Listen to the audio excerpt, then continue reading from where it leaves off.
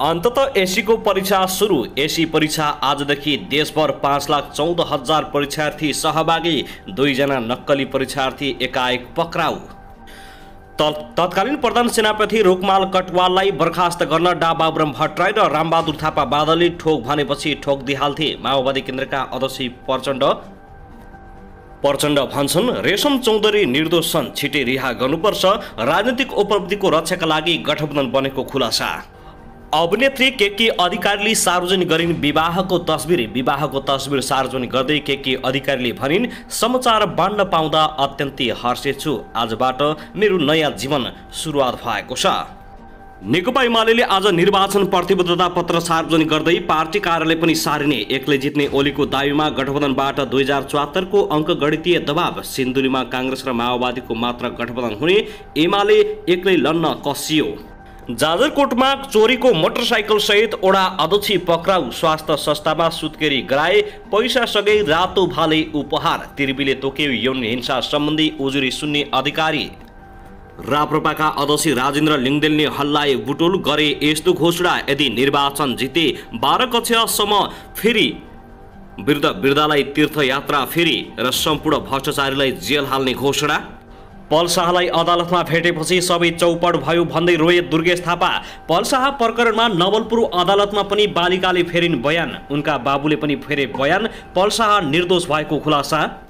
अन्ततः नवलपुर अदालतले दियो अन्तरिम आदेश। पल शाह कहिले छुट्छन् यसबारे सम्पूर्ण जानकारी। पल शाह निर्दोष भएको आम मानसको र केही वकिलहरूको भनाई।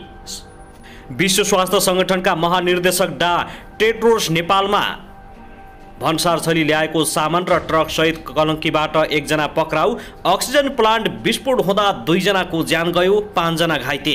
4 राउन्ड गोली र 1 किलो नक्कली सुन सहित कोटेश्वरबाट 1 जना युवक पक्राउ। तातो कुडोमा परेर बालिकाको ज्यान गयो। ढुङ्गा गिटी निकासी गर्ने कार्य रोक्न सर्वोच्चले जारी गर्यो परमादेश। काठमाडौँमा कडालीको रैथाने खाद्यान्न चखाउँदै आज।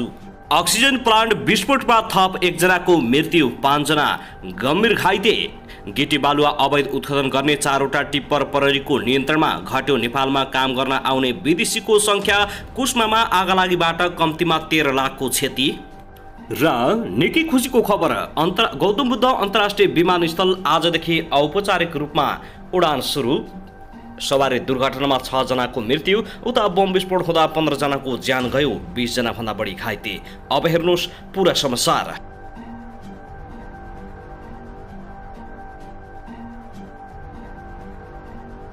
दर्शक नमस्कार, युट्युब च्यानल नेपाली खबर मिडियामा तपाईहरूलाई हार्दिक स्वागत छ।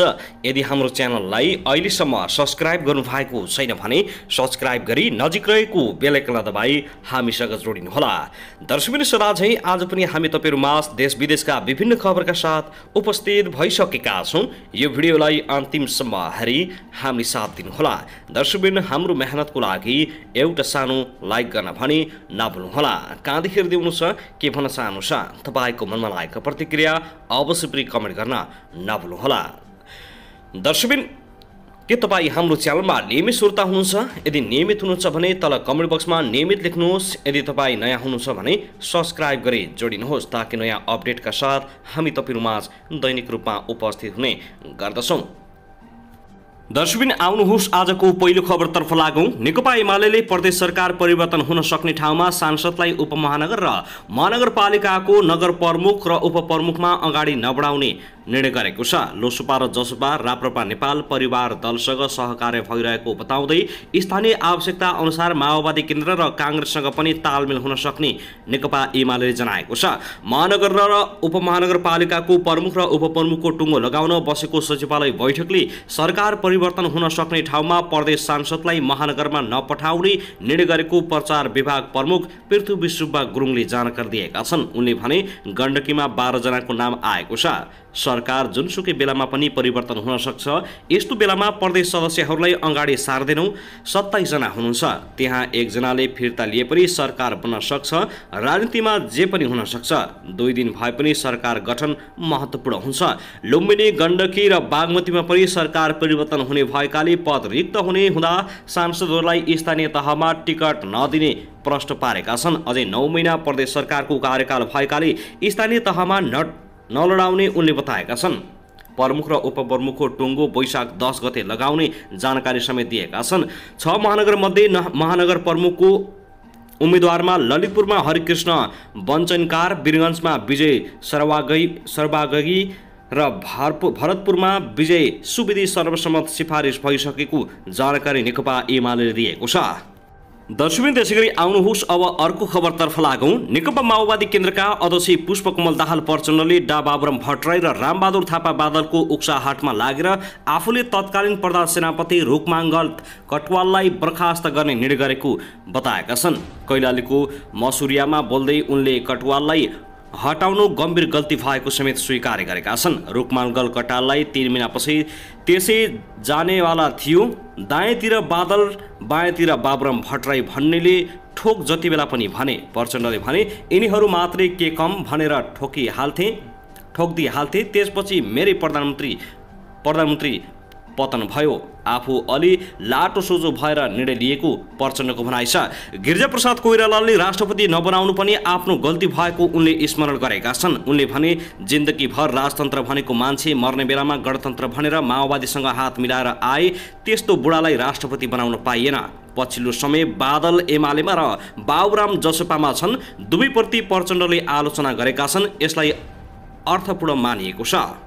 दर्शकवृन्द, त्यसैगरी आउनुहोस् अब अर्को खबरतर्फ लागौँ। जाजरकोट नलगाड नगरपालिका 1 का वडा अध्यक्ष हिरालाल पुन पक्राउ परेका छन्। चोरीको मोटरसाइकल सहित अध्यक्ष पुनलाई प्रहरीले पक्राउ गरेको हो।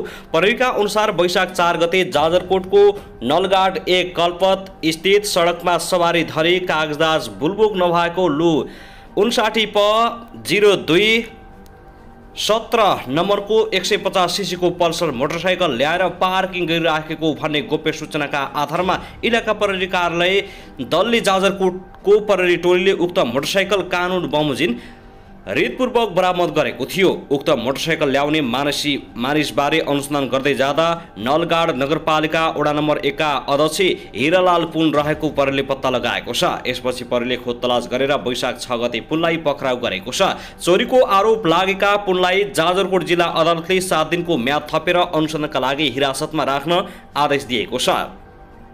उक्त मोटरसाइकल ल्याउने मानिसबारे पत्ता लागेपछि प्रहरीले पक्राउ गरेको हो। वडा अध्यक्ष पुनले लामो समयदेखि उक्त मोटरसाइकल चलाइरहेका भए पनि उनीसँग उक्त मोटरसाइकलको स्थायित्व प्रमाणित गर्ने बिलबुक लगायत कुनै पनि कागजात थिएनन्। वडा अध्यक्ष भएकै कारण प्रहरीले पनि खासै सोधपुछ गरेको थिएन।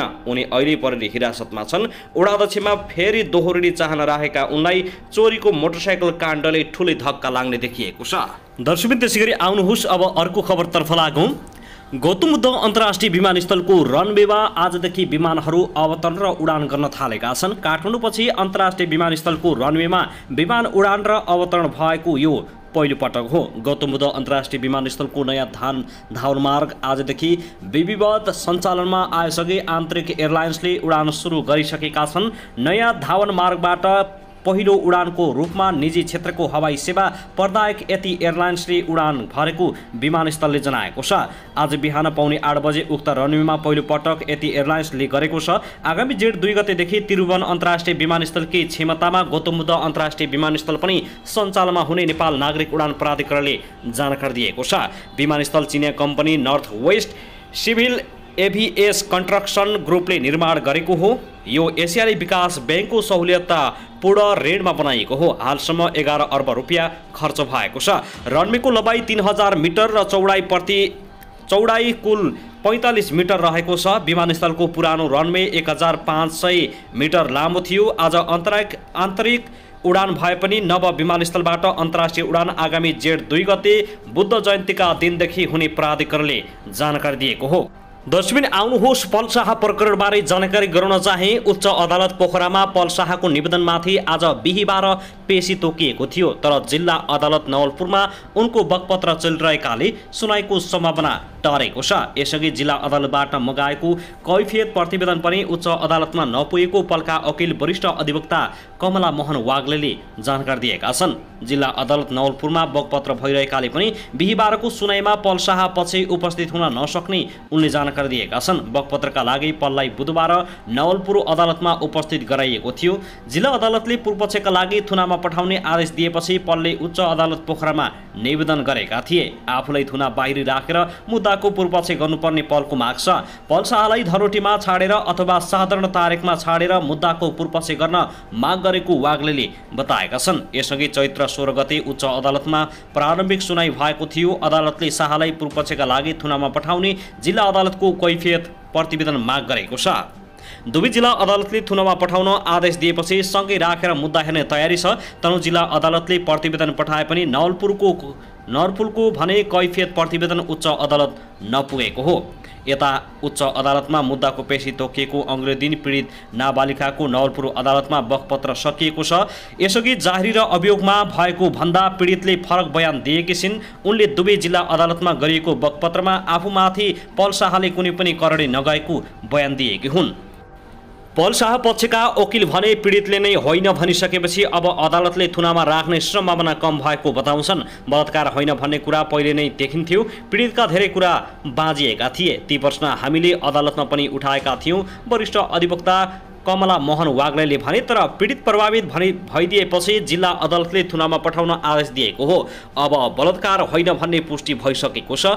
जाहेरवालाले पनि पीडितकी जस्तो अदालतमा बयान फेरेका छन्। त्यतिबेला पल शाहले जबरजस्ती करणी गरेको थाहा पाएपछि कानुनी उपचारमा जान सल्लाह दिएको अभियान दिएका गायक दुर्गेश थापाले पनि अहिले घटनाबारे आफूलाई केही पनि थाहा नभएको बताएका छन्। जाहेरवाला र पीडितले जस्तै अन्य साक्षीले पनि बयान फेरिरहेका छन्। पीडितका बाबुको तनहुँमा पत्र सकिएको छ। उनले सामाजिक सञ्जालमा आएका विषयलाई लिएर आफूमाथि जाहेर दिन दबाव आएको भनेका छन्। उनले छोरीमाथि करणी नभएको अहिले आएर थाहा भएको भन्दै मङ्गलबार अदालतमा पल शाह निर्दोष रहेको बयान दिइसकेका छन्। तर पीडित पक्षका कानुन व्यवसायीले भने यसमा कुनै पनि सत्यता नभएको बताएका छन्। दर्शकबिन त्यसैगरी आउनुहोस् अब अर्को खबरतर्फ लागौँ। माध्यमिक शिक्षा परीक्षा 12बाट सञ्चालन हुँदैछ। राष्ट्रिय परीक्षा बोर्डका अनुसार देशभरि 2700 वटा परीक्षा केन्द्र तोकिएको छ। यस वर्षको एसीमा 5,14,000 भन्दा बढी सहभागी हुँदैछन्। परीक्षाको सबै तयारी पूरा भइसकेको जानकारी दिँदै बोर्डका अध्यक्ष डा महाशरम शर्माले मर्यादित ढङ्गबाट परीक्षा सञ्चालन गर्न सबैलाई आग्रह गरेका छन्। उनले भने परीक्षा मर्यादित ढङ्गले सञ्चालन गर्न विद्यालय शिक्षक लगायत सम्बन्धित सबैलाई निर्देशन पनि दिएका छौँ। उनका अनुसार प्रश्नपत्र सम्बन्धित निकायमा सुरक्षित राखिएको छ। परीक्षा सुरु हुनुभन्दा ठिक 1 घण्टा अगाडि विद्यालयमा प्रश्नपत्र पुर्याइनेछ। सरकारले यस वर्षदेखि नै एसी परीक्षा सञ्चालन प्रदेश सरकारलाई जिम्मा दिइसकेको छ। बोर्डको समन्वयमा प्रदेशले परीक्षा सञ्चालन गर्नेछ। बोर्डका अनुसार परीक्षा सञ्चालनको जिम्मा प्रदेशले पाए पनि प्रश्नपत्र निर्माण र नतिजा प्रकाशन भने बोर्डबाटै हुने भएको छ। प्रदेशले उत्तर पुस्तिका परीक्षण, टेबुलेसन, उत्तर पुस्तिका सपरीक्षण गर्नेछ। बोर्डले 14 वर्ष उमेर पुगेकाले मात्र एसी परीक्षा दिन पाउने व्यवस्था पनि हटाएको छ। जतिसुकै उमेरले पनि परीक्षा दिन पाउने छन् भने यससँगै 14 वर्ष उमेर पुगेकाले मात्रै परीक्षा दिने व्यवस्था रहेको थियो। त्यसैगरी आउनुहोस् अब अर्को खबरतर्फ लागौँ। ललितपुरको पाटन औद्योगिक क्षेत्रभित्र रहेको सगरमाथा अक्सिजन प्लान्टमा भएको विस्फोटमा परि थप 1 जनाको मृत्यु भएको छ। विस्फोट परि गम्भीर घाइते भएका ललितपुर उपमहानगरपालिका 18 वर्षीय 25 वर्षीय भारतीय नागरिक राजकुमार महतोको मृत्यु भएको हो। उपचारका क्रममा पाटन अस्पतालमा आज दिउँसो 1:45 बजे उनको मृत्यु भएको महानगरीय प्रहरी परिसर ललितपुरका एसपी सिद्धि विक्रम शाहले बताएका छन्। विस्फोटमा परि यसअघि भारत पश्चिम चम्पारण जिल्ला रतनपरुवाका 45 वर्षीय ब्रिज महतोको मृत्यु भएको थियो। विस्फोटमा परि 2 जनाको मृत्यु भएको छ।